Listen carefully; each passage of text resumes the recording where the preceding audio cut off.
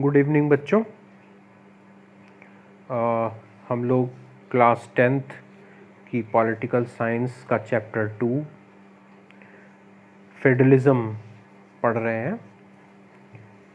बच्चों, अभी तक मैंने इस चैप्टर के 3 वीडियोज़ अपलोड किए हैं, जिसमें कई टॉपिक हम लोगों ने डिस्कस किए हैं।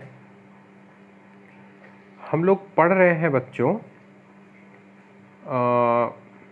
की फीचर्स ऑफ फेडरलिज्म, और मैंने अपने इससे पिछले वाला जो वीडियो था पार्ट 3, उसमें मैंने इसके 5 फीचर्स को डिस्कस किया था, आपको एक्सप्लेन किया था बच्चों। अब हम लोग आज के वीडियो में 6th की फीचर को डिस्कस करेंगे, समझेंगे। ठीक है, तो मैं शुरू करता हूँ। 6th आपकी स्क्रीन पे है। Sources of revenue for each level of government are clearly specified to ensure its financial autonomy. Sources of revenue बच्चों, किसी भी सरकार को, चाहे वो किसी भी लेवल की सरकार हो, सरकार चलाने के लिए, सरकार देश चलाती है, देश को चलाने के लिए जो खर्चे होते हैं, जो एक्सपेंसेस होते हैं, विकास कार्यों को करने के लिए, डेवलपमेंटल एक्टिविटी जो भी देश में होती है, सड़कें बनाना, पुल बनाना, इंडस्ट्रीज़ लगाना, और भी बहुत सारे, ये तो मैंने छोटे से एग्जांपल दिए, बहुत सारे काम सरकार को करने होते हैं जिसमें एक बहुत बड़ी अच्छी खासी रकम पैसा खर्च होता है। सैलरी देना, सरकारी कर्मचारियों को तनख्वाह देना, सेना मेंटेन करना, है ना, सैनिक और हथियार और देश की सुरक्षा, बहुत सारे एक्सपेंसेस होते हैं, कई लाख करोड़ रुपए। तो वो इतना पैसा आता कहाँ है सरकार के पास?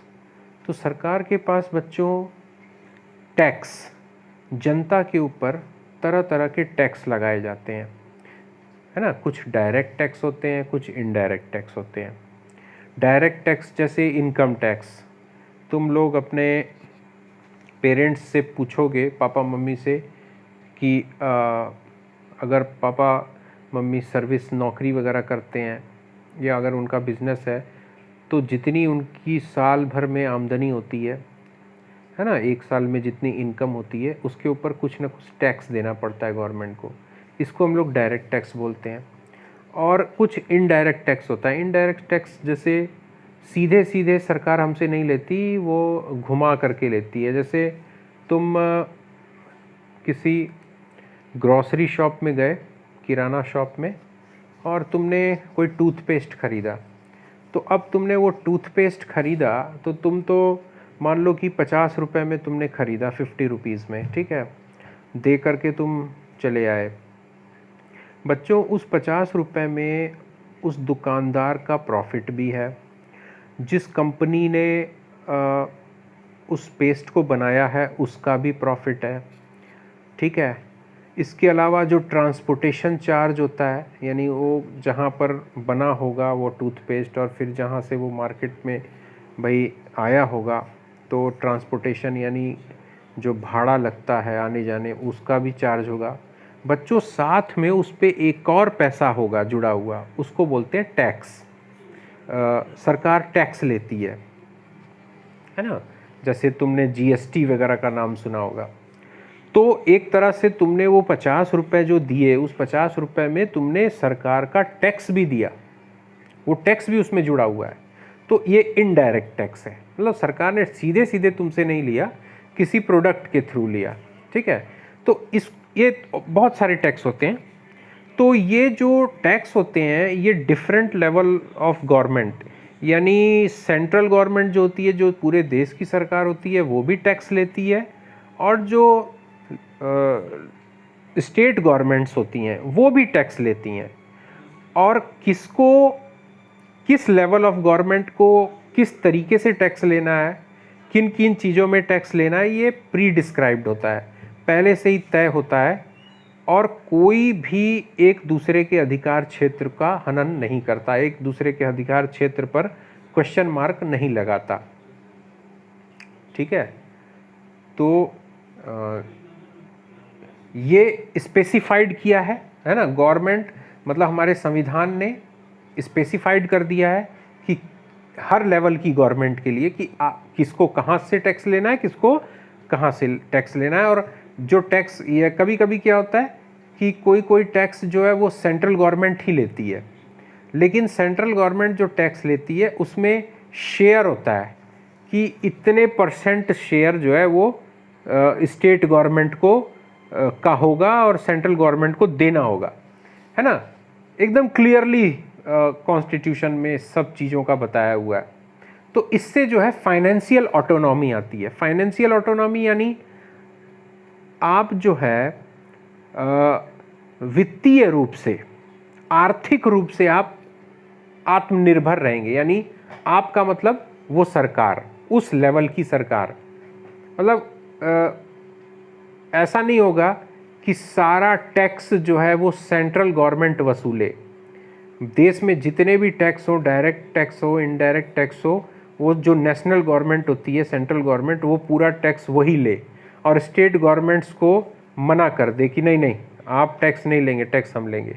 अब उसके बाद राज्य सरकारें हैं, राज्य सरकारों को अपने राज्यों को चलाने के लिए, वहाँ की व्यवस्था करने के लिए पैसा चाहिए। तो अब राज्य सरकारें जो है हाथ फैलाकर हैं भिखारी की तरह सेंट्रल गवर्नमेंट से बोले कि हमको भी दीजिए, हमको भी दीजिए, हमको इतना खर्चा करना है, हमको इतना काम करना है, हमको भी पैसा दीजिए। नहीं, इसको फाइनेंशियल ऑटोनॉमी नहीं कहेंगे। यहाँ तो ये तो एक तरफा बात हो गई। फाइनेंशियल ऑटोनॉमी का मतलब कि भाई आप भी टैक्स ले रहे हो, हम भी टैक्स लेंगे, और हम मतलब टैक्स लेंगे यानी अपनी कमाई करेंगे और फिर उसको अपने से खर्च करेंगे। सेंट्रल गवर्नमेंट उसमें पूछने नहीं आएगी कि आपने कितना पैसा लिया और कितना खर्च किया, ठीक है। सेंट्रल गवर्नमेंट को कोई अधिकार नहीं है। तो हमारे संविधान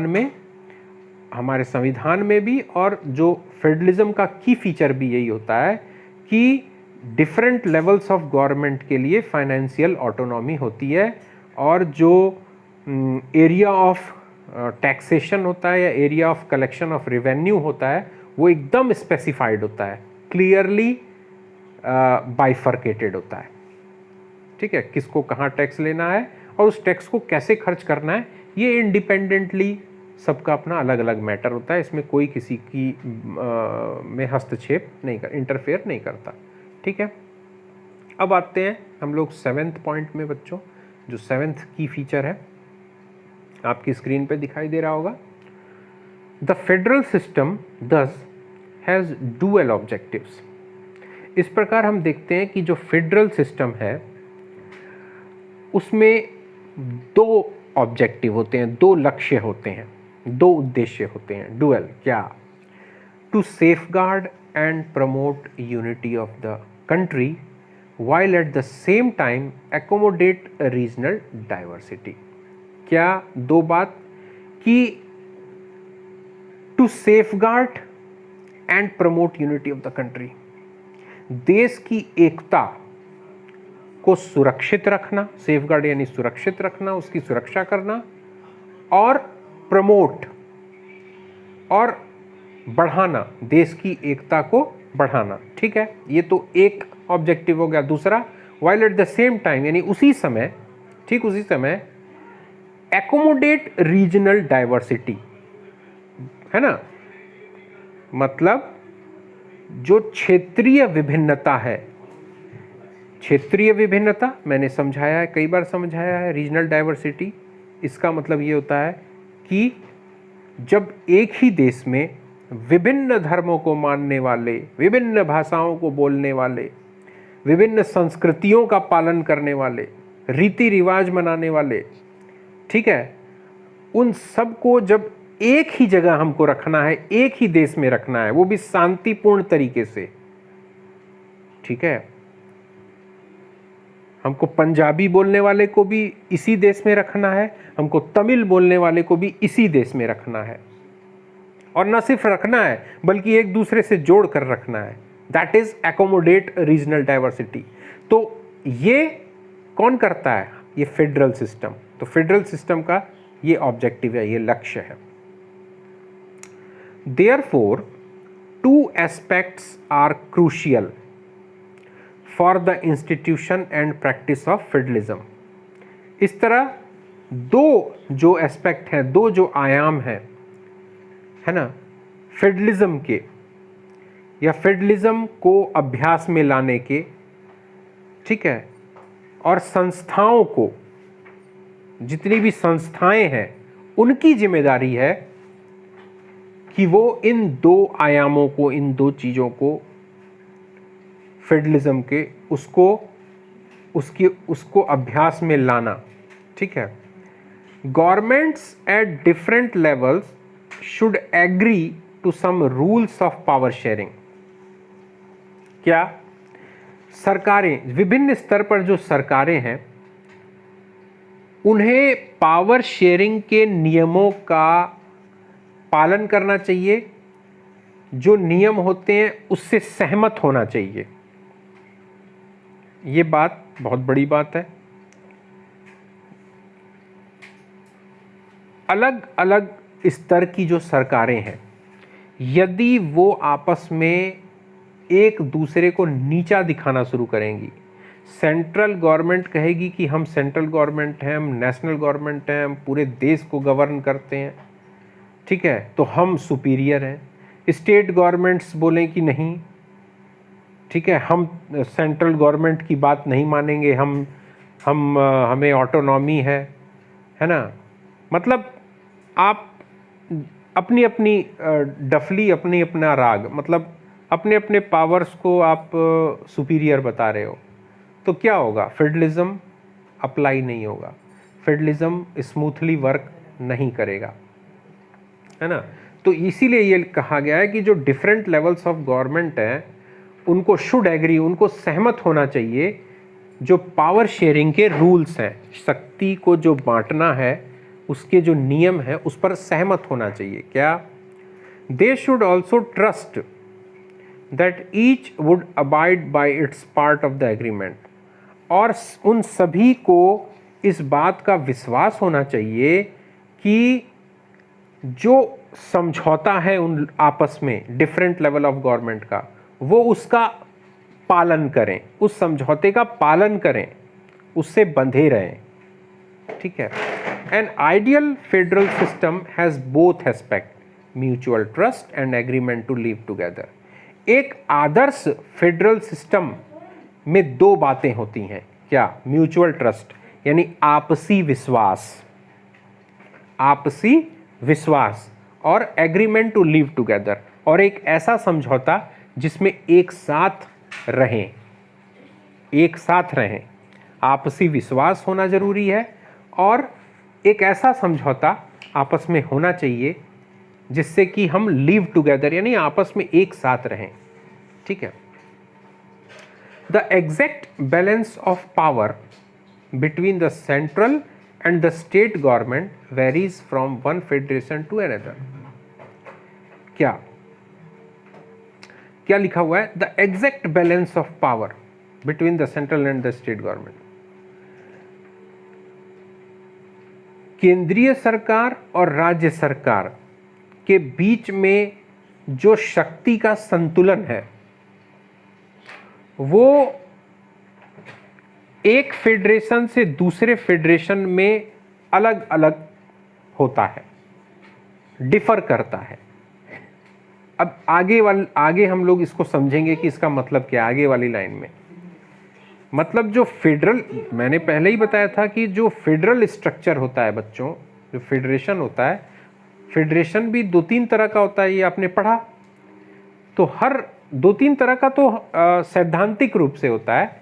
अगर हम देशों की बात करें तो हर देश में जो फेडरल स्ट्रक्चर को मानने वाले जो देश हैं, मैं यूनिटरी देशों की बात नहीं कर रहा हूँ, वो देश जो फेडरल स्ट्रक्चर को मानते हैं उसमें भी हर देश के अलग अलग नियम और कानून होते हैं, ठीक है। फेडरेशन में भी अलग अलग रूल्स और उनके रेगुलेशंस होते हैं। तो सेंट्रल गवर्नमेंट और प्रोविंशियल गवर्नमेंट, इनके बीच में जो पावर का बैलेंस है वो अलग अलग फेडरेशन में अलग अलग होता है। कैसे?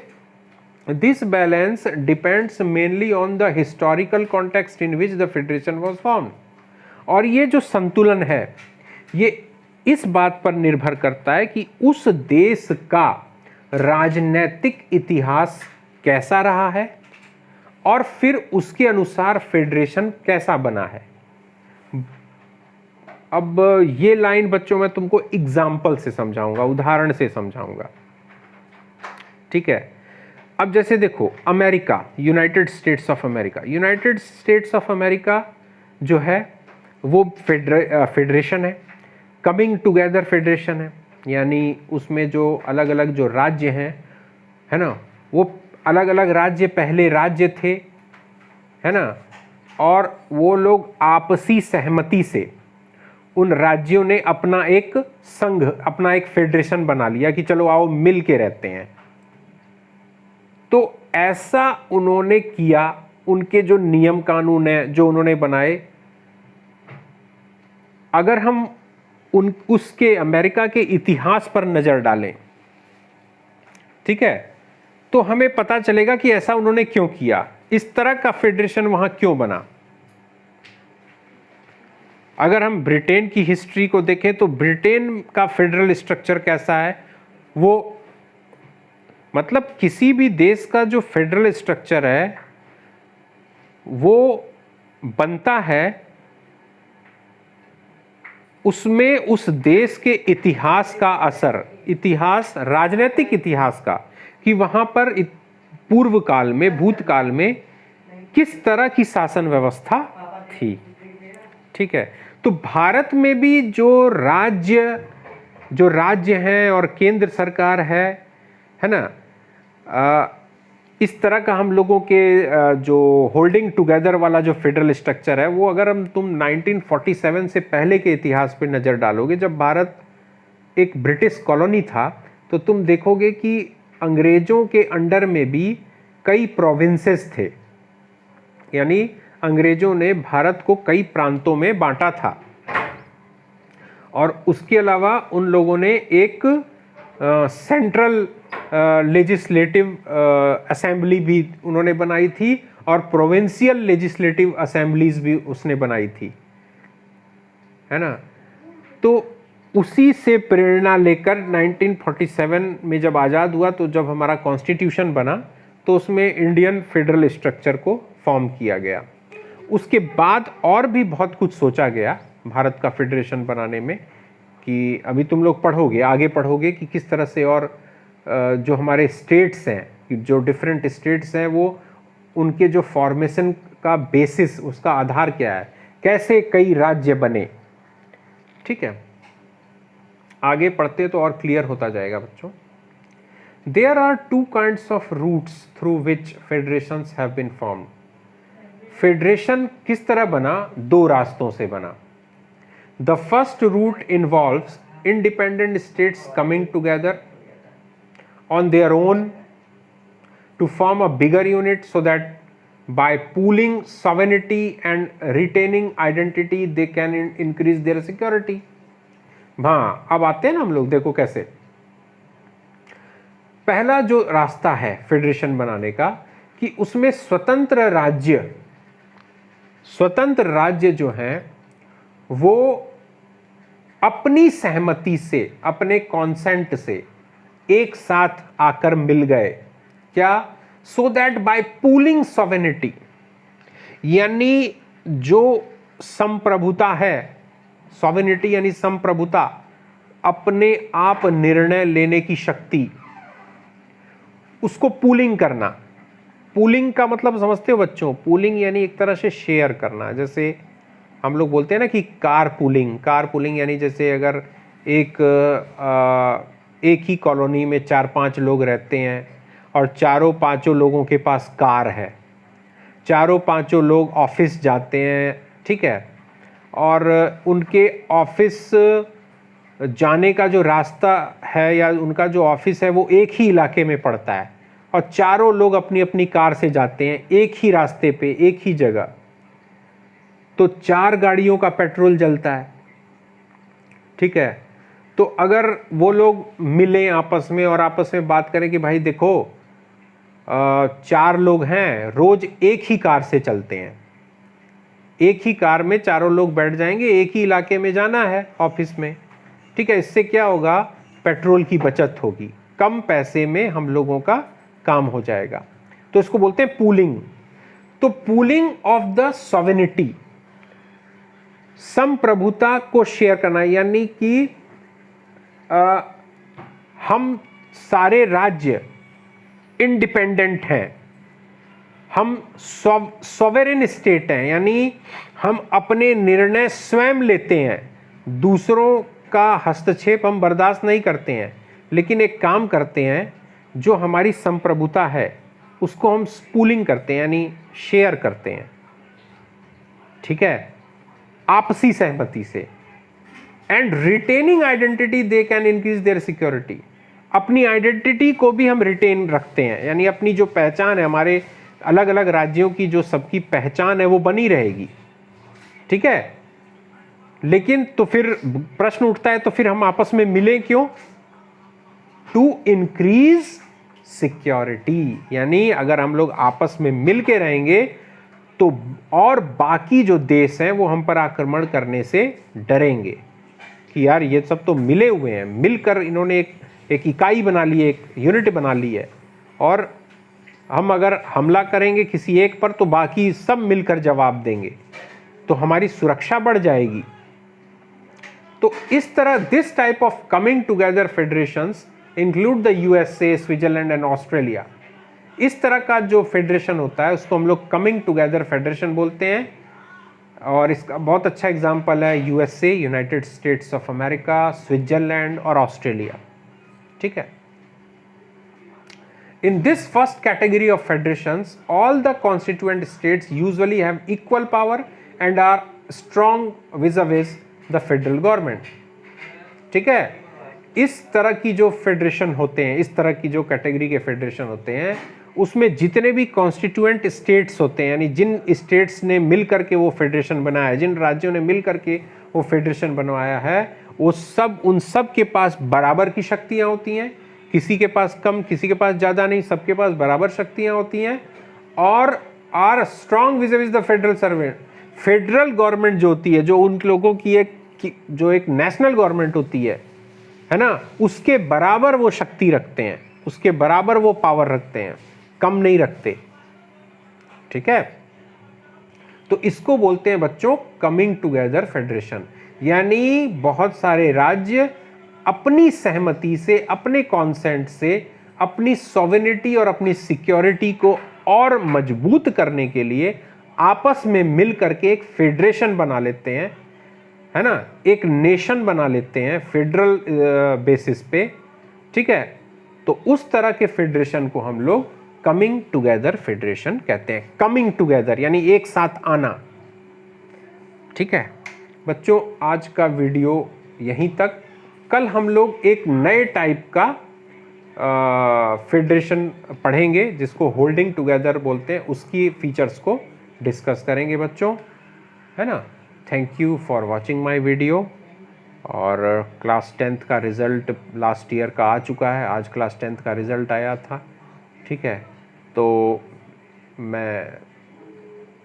आप लोग तो क्लास 10th में अभी पढ़ रहे हो, तो बच्चों मैं तुम लोगों को जो रिज़ल्ट आया है उससे जो सीख मिलती है हम लोगों को ये कि किसी भी एग्ज़ाम को हल्के में मत लेना बेटा, चाहे वो पीरियोडिक टेस्ट हो, यूनिट टेस्ट हो, हाफ ईयरली एग्ज़ाम हो, प्री बोर्ड हो, सारे एग्ज़ाम को सीरियसली लेना है, क्योंकि आगे कैसी परिस्थिति रहेगी, स्कूल खुलेंगे कि नहीं खुलेंगे, और स्कूल खुलेंगे तो बोर्ड एग्ज़ाम होगा कि नहीं, ऑफलाइन एग्ज़ाम होगा कि नहीं, है ना। ये बहुत सारी चीज़ें हैं, क्योंकि ये कोविड-19 के कारण स्थिति बहुत गंभीर होती जा रही है, ठीक है। तो तुम किसी भी बच्चों, मेरी ये राय है, किसी भी एग्ज़ाम को हल्के में मत लेना, हर एग्ज़ाम को एक अच्छे तरीके से आपको एग्ज़ाम देना और ज़्यादा से ज़्यादा मार्क्स स्कोर करने हैं, उसी बेसिस पे आपका रिज़ल्ट बनेगा, ठीक है। तो ओके बच्चों, है ना, फिर कल मिलते हैं, बाय।